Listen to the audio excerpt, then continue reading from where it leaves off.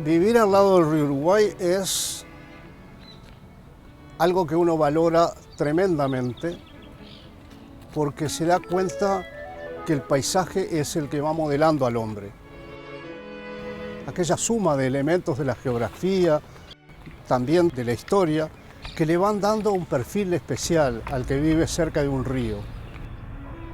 Vivir al lado del río Uruguay es un conjunto de sensaciones de estar en un lugar pletórico de historia.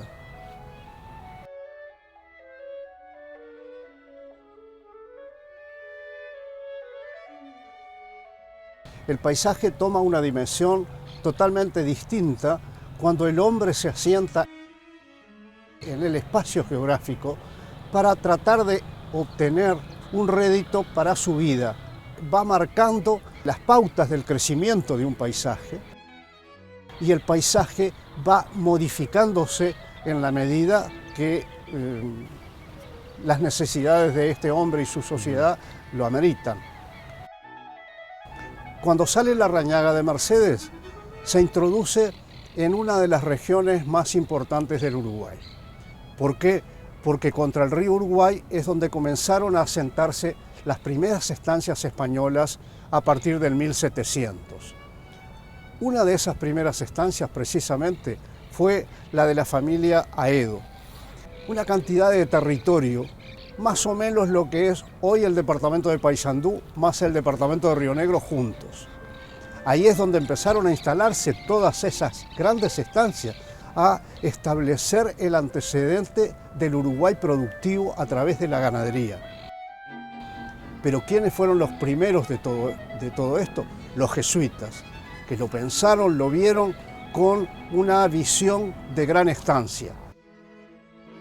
En este lugar, con ese río Negro, con ese río Uruguay que formaba una especie de ángulo, el lugar especial para que hasta ahí llegaran las vacas que los jesuitas introducían y le sacaban el jugo a través de su movimiento comercial de todo el cono sur sudamericano. En las palabras, en las letras que subsisten de ese relato de viaje de la Rañaga, tenemos cosas interesantísimas.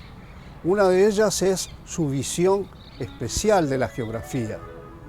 Cuando llega la Rañaga al río Uruguay, se encuentra con una visión, y valga la redundancia, porque es un conjunto de sensaciones, no es pararse a mirar algo, sino a entender un paisaje absolutamente desconocido.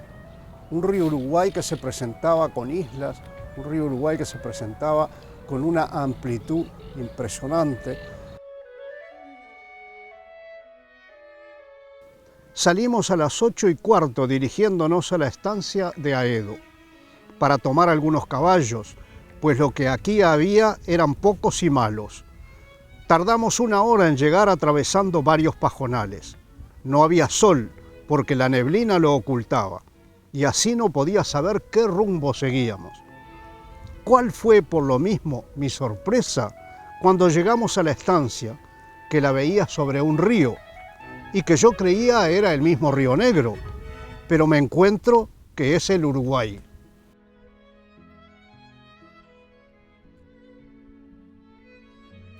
Muy anchuroso y todo poblado de grandes y hermosas islas. Jamás he visto lugar que más me hechizase. Creo que en pocas partes haya derramado la naturaleza a manos llenas ni más bellezas ni más encantos. Y qué mortificación para mí no fue tener que tomar otro caballo y salir inmediatamente sin permitirme bajar al río para observarlo de más de cerca y para verlo quizás jamás.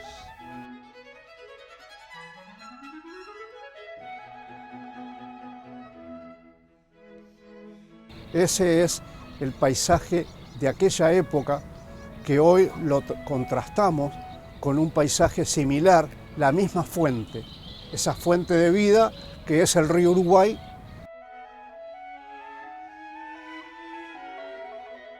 el puente internacional General José de San Martín, 5 kilómetros 300 de largo, al lado de él la fábrica de UPM. Una gran cantidad de elementos que nos van indicando cómo la industria utiliza el espacio geográfico de la misma manera que lo utilizaron también hace 150 años esos inversores que vinieron de Europa para explotar los recursos agropecuarios de esta región.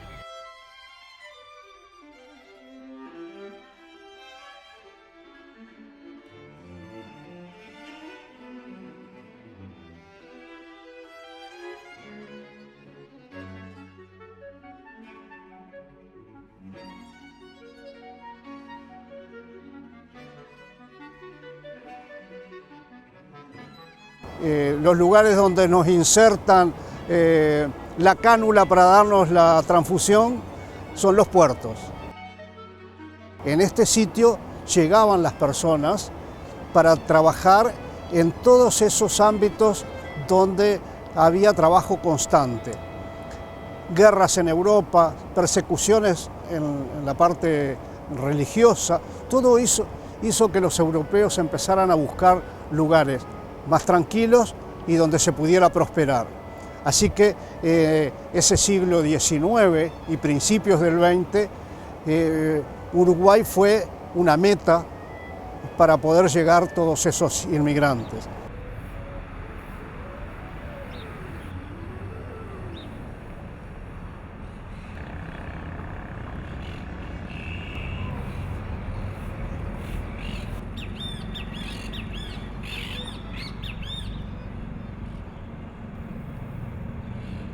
Fraiventos es el ejemplo de donde más cantidad de inmigrantes llegaron convocados por un solo motivo, que era el saladero Liebig o el frigorífico Anglo. Tenemos registros de más de 60 nacionalidades del mundo representadas en este lugar.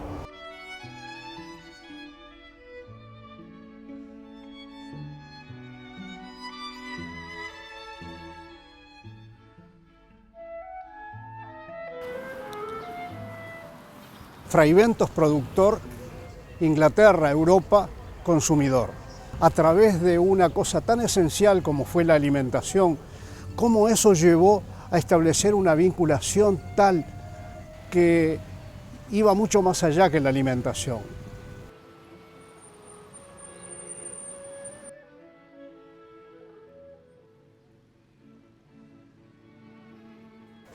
No hay duda, en un lugar como este, es muy fácil imaginarse por qué alguien vino a hacer una inversión en este lugar. Yo me imagino este río Uruguay muy profundo. Prácticamente era el sitio ideal como para poder hacer salir toda esa producción. Los inversores que querían de alguna manera tener una salida de su producción hacia Europa, eligieron un sitio muy estratégico. Más de 220 productos salían desde acá en forma directa porque eran productos de la carne o indirecta porque eran productos de la agropecuaria. Todo eso que de alguna manera se convirtió en todo ese proceso de industrialización que necesitaba Europa en momentos realmente muy difíciles, porque ellos no tenían cómo producir, porque ellos tenían la necesidad de establecer un vínculo con un lugar que tuviera esa materia prima, y ese lugar era Uruguay, y dentro de los principales lugares, Fraiventos era el punto neurálgico.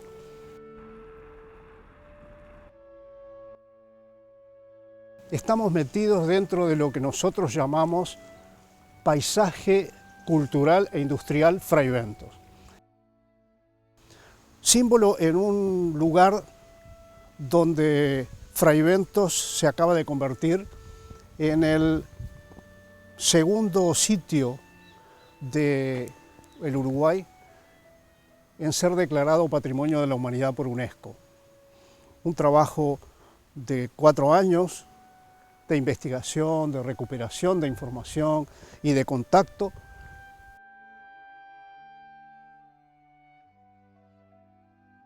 Ahí está el futuro en las puertas, estamos nosotros en las puertas del futuro, estamos en un lugar donde seguramente se va a producir un cambio social, cultural, económico, donde va a ser una puerta nueva del mundo para que entren hacia el Uruguay. Fraiviento es patrimonio de la humanidad, no Fraiviento propiamente dicho, sino el paisaje.